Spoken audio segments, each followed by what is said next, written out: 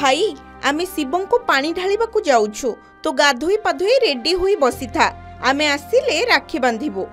एमिति किछि कही बाहरी जाइथिले दुई भौणी हेले जोग थिला किछि अलगा भाई पछे घरे राखी बांधिबा को भौणी को अनाई रहिछि किंतु भौणी भासी गले। हाँ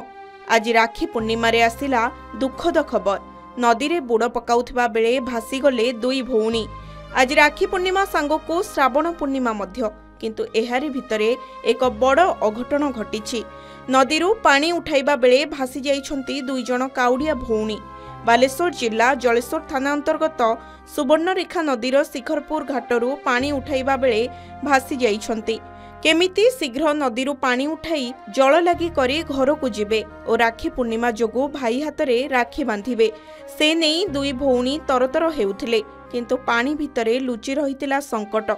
संगे संगे गोड़ को टाणी पकाइला आउ हाथ धराधरी होई भासी गले दुई भौणी। हाँ आज्ञा एभली दुखद घटना घटिछि बालेश्वर जिला जलेश्वर रे।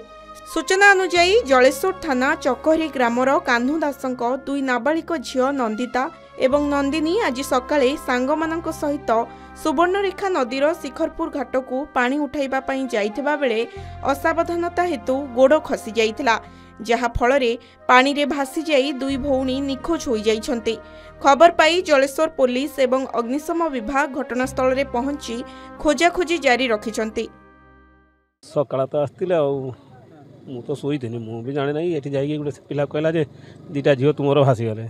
साइकल लेके आसिक कहला खोजाखोजी कले कहीं मिली नहीं तापर तो फोन फान कले आपनकर से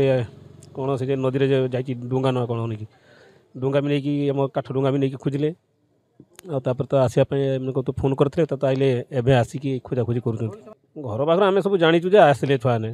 तो आसता ढालुती आमती घटना हम भी किए जानी कि ना कौन मोर दीटा झील आसते आठू छकरू से जनकार झील फोन कला खसी गोटे भाई बहुत दूर राखी बांधे 6 दिन पूरा जन्मदिन था भाईर बहुत आश्चर्य आसते खुशी आसते